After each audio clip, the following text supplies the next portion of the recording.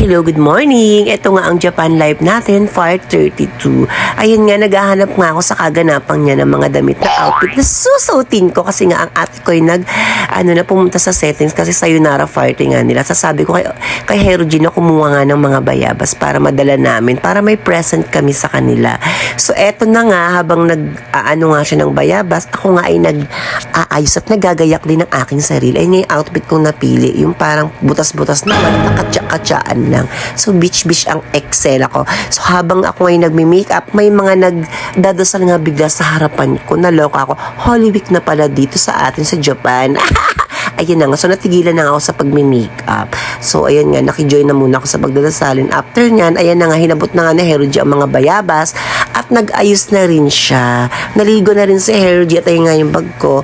Maya-maya nga, dumating na rin si Maricar. Kasama ko nga rin pala dyan si Mandy yan. Kasama ko sila para makapagpaalam din sila doon kay Sabina at kay ate. Kasi syempre, may mga banding kami sa El Nido na kasama siya. So, sayonara party, say goodbye doon sa mga aalis nga prom. Pupunta na sila at uuwi na ng Switzerland, ganan. So anyway, balik na nga tayo doon sa kwento. Ito na nga yung bahay ng sister ko dito sa Okinawa. Ayan. So sa mga nagtatanong, ayan po yung bahay nila. So medyo malayo kasi sa probinsya nga po ako ng Japan na padpad. Sa city, diba? So ayan na nga yung pamangkin ko. Ayan, kilala nyo ba yan? O, diba? Kilalang singer yan. O, yan si Charisse. Etchas lang.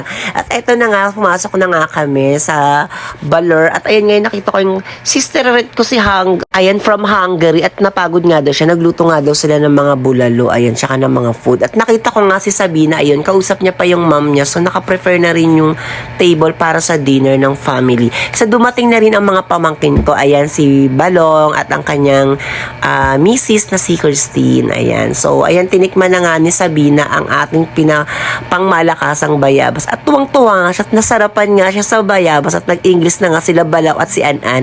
At ayun nga, medyo nag-nosebleed na nga sila.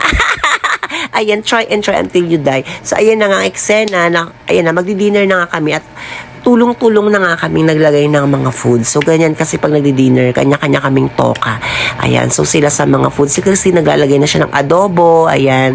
And then si Sabina nga, naibigan niyang sumayaw-sayaw kasi nakita niya yung mga bata nagti-TikTok.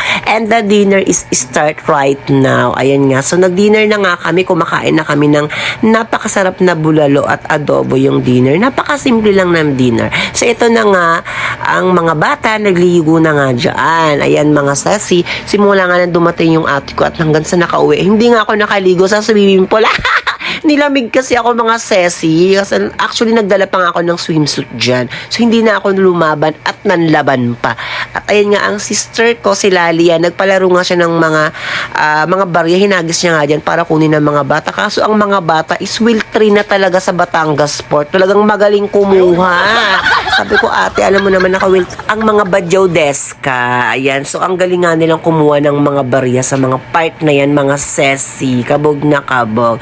And after nga habang nandyan sila, kami naman ay nagliligpit naman dito sa kusina. So, after nga ng dinner, nililigpit ka agad kasi talaga namin yan. So, ayan na nga, dapat pauwi na kami. Biglang may birthday na naganap. So, hindi na nga kami nakauwi. Yan, sila Maricar na lang nag-grab pa uwi. And then, birthday nga ni Balong. Ayan, happy birthday sa'yo, may pamangkin. I wish you a good health and good luck to your life. As ayun na nga. So, ayan, nag-enjoy, nag-small drinks ba kami. At andyan din sila Jana at si Junjun, yung mga pamangkin ko, the owner of GMCC sa mga auto parts na kailangan. Kontakin nyo rin ang GMCC. Ayan, shout out GMCC Auto Parts.